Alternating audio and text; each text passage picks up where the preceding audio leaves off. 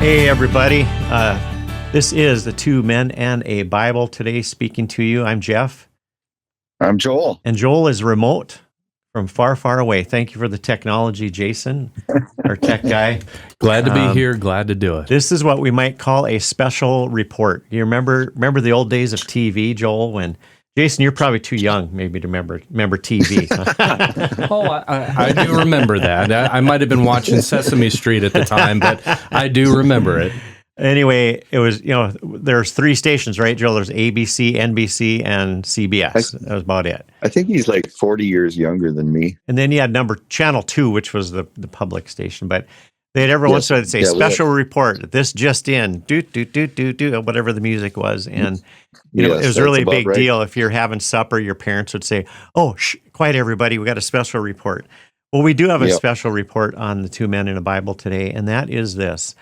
If you haven't heard already, I know many of you that are tuned into the pro-life issues, the abortion issues, probably have heard this, but a very, can I call it an evil act, Joel?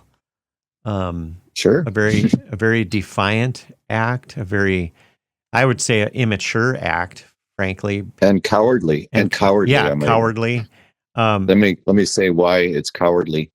He gives the ruling as he's basically resigning. walking out the door, right? As a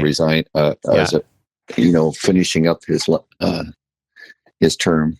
He doesn't have to face the music, so in his mind, probably I have nothing to lose here, so I'm just gonna throw a big old bone to the baby murderers, and away we go. So anyway, Judge Romanick, I'm not sure how to spell that, but Romanick of North Dakota has basically ruled out of order, or how would you say it, shut down the current abortion laws. So if you, just as a little history, all along from some very good legislators in the past, they put in laws to make abortion illegal, except for, I think they had a few exceptions in there, life and rape, I think, and stuff, incest. But anyhow, really pretty good laws. I would have a few of us would have tweaked them a little bit stronger, but they're very good laws. And they're called trigger laws. And what that meant by a trigger law is that if Roe v. Wade would ever, go away, then these laws would automatically go into play. So those laws have already been on the books for a number of years, and they're triggered by Roe v. Wade. Well, guess what? As you all know, this past year, Roe v. Wade did overturn, which was really good news, but it still invited new issues. And so it turned everything back over to the states. It triggered all the states' laws that had these trigger laws, and ours was one of them in North Dakota. Well, that, of course, ends up in court. And it's been hanging out in court for a while, and now just a couple days ago, Judge Romanick has struck down the abortion laws in North Dakota. One man, if you can imagine, and so his reasons were vague, and he claimed that the abortion laws were vague. How convenient.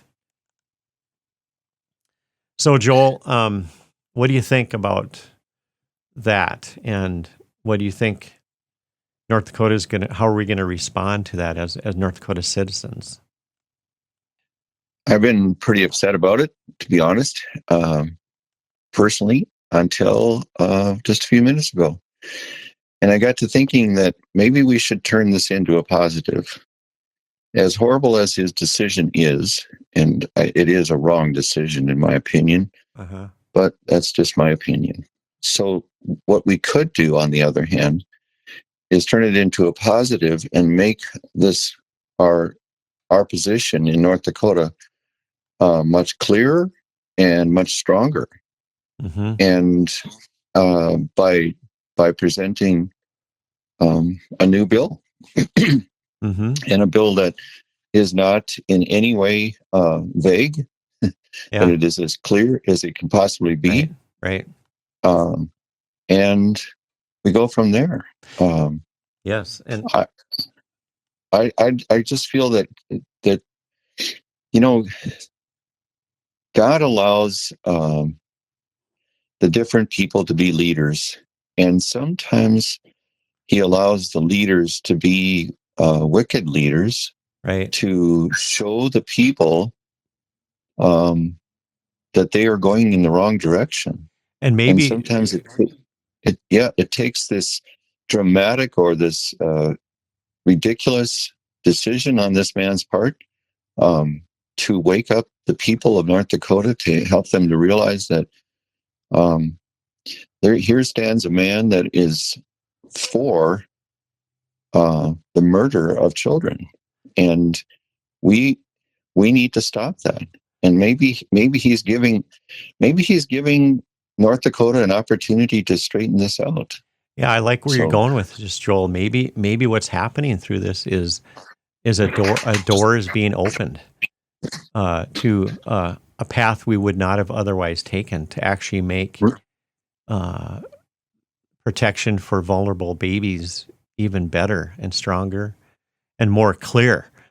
Because yeah, there is, everybody, if you don't know by now, there is a division currently within the pro-life community. And that is, we've had on our show before Amber Vibetto, and there's other people involved in what's called equal protection or equal justice.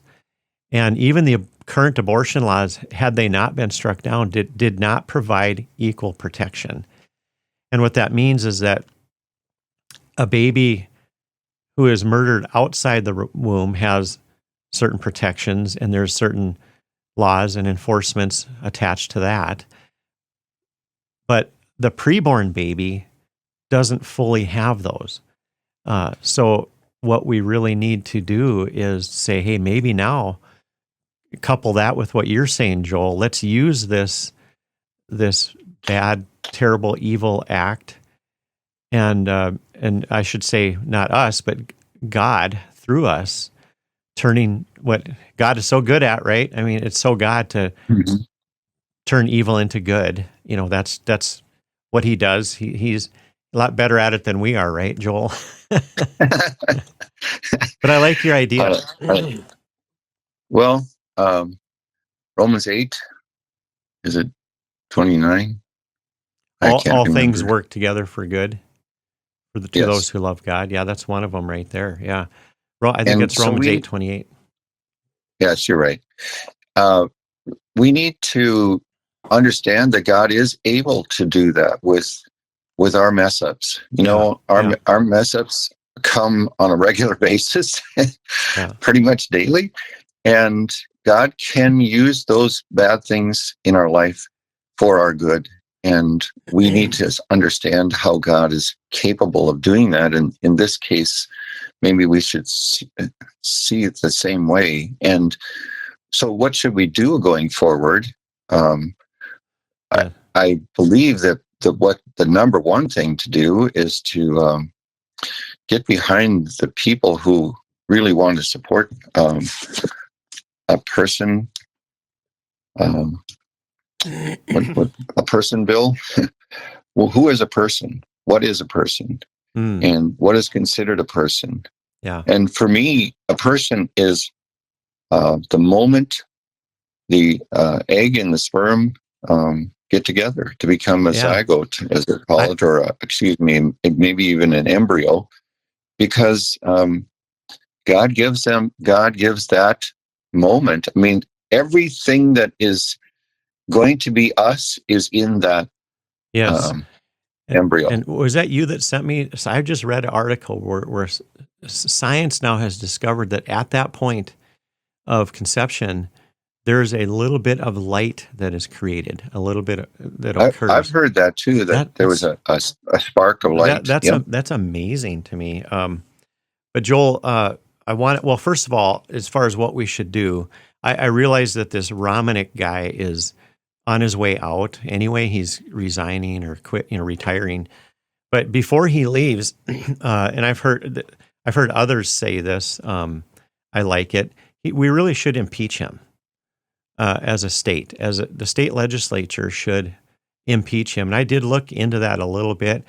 It is possible to impeach a judge in North Dakota. It lists reasons, and one of them that I think this would fall under would be for extreme malfeasance, or for malfeasance, which means extreme wrongdoing. And, can you get any more wrongdoing than to be on the side of killing babies? So we need to use the word murder, Jeff. Yeah, murdering babies. And so if we did that, send him out. Okay, let him retire, but send him off as an impeached man. And he can deal with that. Should he get forgiveness if he ever confesses? Of course, like anybody else. But there still is justice. I think that's a part of the justice for all the babies that will be on his shoulders. I mean, he had these babies, in his realm, and he had the power to go one way or another, and he chose wrongly. So very, very wrongly. We're not talking about he just got caught going 100 miles an hour in a 65. I mean, can you get more egregious? So that's one thing. He has allowed the murder of children. Right. He's given permission. He's given permission for pregnant women to say, it's okay. Murder my baby. Go ahead and find a place that you can have somebody murder your baby for you. And that's, as harsh as that may sound, we have to start dealing with reality, because we can no longer cover up reality. It doesn't mean we have to exaggerate. Doesn't mean we want to stick with true facts and true science, but we also have,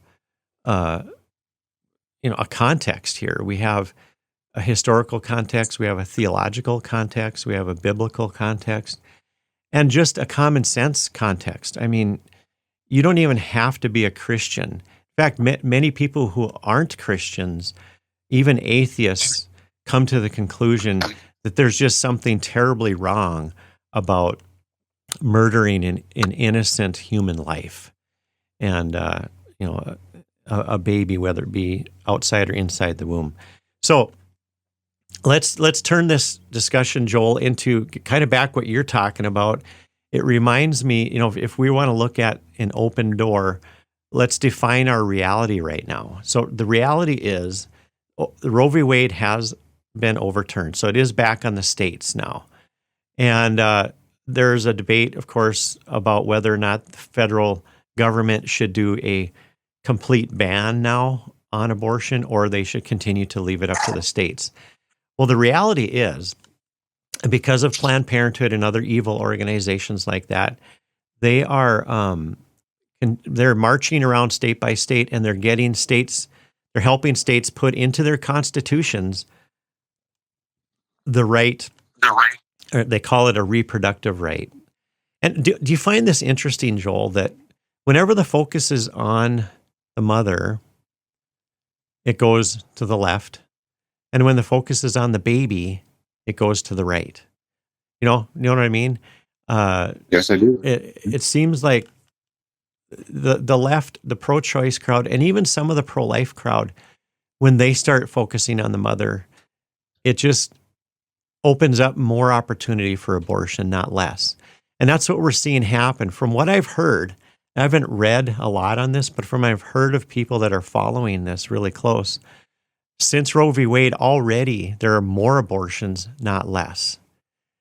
So think about that. So that's our reality right now. We have to face the fact, I think there's up to 14 states now that have, or are at least trying to embed that into their constitution, the reproductive right, so-called, to murder their babies all the way up to birth. Don't you find this an interesting statement? Reproductive rights. Reproductive rights means, in real terms, it means that you have the ability to reproduce yourself. To make more, to make more, not less. Well, a reproductive right is to be able to have more of you. And once you're pregnant, mission accomplished, right? I mean, so right. At that point, and so it moves to it. You had the reproductive right to get pregnant, right? And you don't have the reproductive right Exactly. to unpregnant Isn't that yourself. fascinating? That's a good way to put it, Joel, because what they're doing is they're kind of throwing a what do you call that? A red herring out there that Well, it it's swims close to back the to truth, but they're getting people diverted down a path that has really nothing to do with the issue. Because if you're really honest about it, nobody's stopping them from their reproductive right. Not one Christian, right, not one pro-life person is saying you have no right to get pregnant, because that's what a right. reproductive right is. So come on, let's get. Yeah. But Honestly, again, it's really, it's simply put, it's license for promiscuity. It's to be able to have sex with who you want without consequence, right? Or at least without seeming consequence. But nobody talks about the damage that happens to the woman, both physically, mentally, and spiritually, while going through these things. Right. I was totally agreeing with you. I've been thinking that right along as you've been speaking, Jeff, is the very thing that Scott just brought up. I mean, I think I just called him the wrong name. Anyway, we just need to understand somehow that we are allowing or not allowing. We are giving license to people to be miserable for the rest of their life. I mean, they are going to be living in guilt. I know of a person who had an abortion. They presently have dogs instead of children, and call their dogs their children, call their dogs their babies, call their dogs their little boy, call their dogs their little girl. Right. And I'm thinking, you're missing your children so bad that you have to replace them with a dog. Yeah, it's really a dog isn't a person. A desperate attempt to fill that need, that loss. That's really sad, and we need to continue to pray for people, for women in particular, who are in that situation. But Joel, by the way, I think we need to also address, Jeff, that people need to understand that even in all of this, God has forgiveness. Absolutely. If we just come to Him, God has forgiveness for moms, abortion doctors, for people that used to have the wrong mindset, as well as even for Judge Romanick. I mean, yes, but that's a whole separate issue. And right now, I want to get back to, Joel, what you got us going down this turning evil into good path. And I really think that's where we need to go with this. At least we need to have that discussion. And when we think about whether it be equal protection, equal justice for babies, or just, like you said, making a law now that is more clear and better, we should deal with the 14th Amendment. And I brought this to Joel's attention the other day. It was brought to my attention. I did not know about I'm talking about the U.S. Constitution now. I knew about the 14th Amendment, but I never actually read it until I'm going to read one line, because this also defines our reality of where we're at. Currently, right now, in Section 1 of Article 14 of the Constitution, it says that nor shall any state deprive any person of life. Okay, it says life, liberty, and property, but we're concerned about the life portion right now. So the states are not supposed to, according to the 14th Amendment, deprive any person of life. So there's interpretation going on here. But think about that. To me, that also sets up a case for a federal ban, but stateside, for us to define person. So not only equal protection, but what if we had a bill that would define what is a person? And we have to have in that description, well, like, we could say from conception or preborn as well. Joel? we had full understanding of that until this abortion idea came into existence, and then all of a sudden we're forced to define it with on paper, black and white, if you wish. And I think it's so interesting how the wicked always demand that you clean up what was there.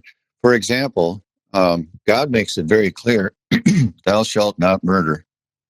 It takes care of the situation. Yeah, there's no right vagueness now. there. There's no vagueness there at all. But we turned it into vagueness because we now say, well, what is a human? What is a person? What Right. God was very clear about that from the very beginning. We're all humans, and right from conception on. It's kind of like saying, clear. it's kind of like, you guys, it's wrong to rob a bank. So put your gun down. That's wrong. No, it's not a bank. It's a credit union. Oh, okay. Well, it's kind of like a technicality. Well, it's been the constant removal of God. And we look at that when, Joel, you were talking about it. Well, and Jeff too, you were saying, well, we need to define our terms. Well, when is a person? And I can give you a Bible verse that points us there. So Jeremiah chapter 1, verse 5, which says, before I formed you in the womb, I knew you. Before you were born, I sanctified you. I ordained you a prophet to the nations. And really, we can look at that as any human being. God knew them before they were formed in the womb. That was Jeremiah what? Jeremiah 1:5. Awesome. Sorry, Jason, I called you wrong name there a few minutes ago. No worries. Happens all the time. What'd you call him, Superman? Yes. So, well, we got 4 minutes left. What should we kind of have as our final summary? And all of the state legislators, both representatives and senators, please get behind a bill that would make it very clear what a person is, and a person is a person from the embryo on, and we need to protect from the embryo on. And I understand that there's lots and lots and lots of miscarriages. I've heard 1 in 4. I've heard 1 in 2 pregnancies end in miscarriage, but those are miscarriages. Yeah, and another part of the reality that we're facing post Roe v. Wade is the pill, the ability to have a doctor's appointment on the computer online and have abortion pills mailed to you. And abortion pills should be completely 100% banned from North Dakota. So really, so that they cannot cross North Dakota lines in any way, shape, or form, through the mail or through the air or through, whatever it is that gets them here. It should be illegal, and there should be penalties for it. Yes, and so I think the tone of what we're talking about here, guys, is either be pro-life or not. We got to move. We have to move away from incrementalism. We've done incrementalism, and I will say that incrementalism does work for some things. It's a good idea, like in a church. Maybe if there's a controversy, about where you're going to set the piano, incrementally move it. Don't just shove it over to the other side. But when we're talking about a baby, babies they're either a baby or they're not. You don't have an incremental baby. Either you're pregnant or you're not. I talked to a Catholic person that's very, very, very pro-life, and I was trying to get her to be convinced of incrementalism because I was in favor of incrementalism. Yeah. And she said, Joel, it's one or the other. The Catholic Church will not stand for incrementalism. It either is a baby or it isn't a baby. Right. And so the question is, when are we going to put it to the fact that it is a baby? Because we all know, every human being knows that it is a human being from the embryo on. Right. So and just because it's called an embryo doesn't mean it's not a person. It's not only a life and a person, it's innocent. It's an innocent life as well. And it's human. It's not something other than human. When it comes to legislation, Joel, here's how this works when people are wondering about, well, what about compromise to get a bill to pass? Here's how this works. So you go in with what you believe it needs to be. If we're going to be pro-life, we're going to be pro-life all the way. Have that discussion. Let it be a statewide discussion, a national discussion. And then in the end, the committees are going to rearrange what you started with anyway. It's at the end of that journey that where there has to be compromise sometimes, but not going in. And so we know that whatever bill we go in with, we don't. I wish we could, but Joel, you and I don't get to write the final product. That ends up in the hands of committees and has hearings and stuff like that. 10 seconds, you get the final word, Joel. We need to listen to what God is saying to us, because God is very clear in his word. Amen. Thou shalt not murder. Thank you, everybody. God bless.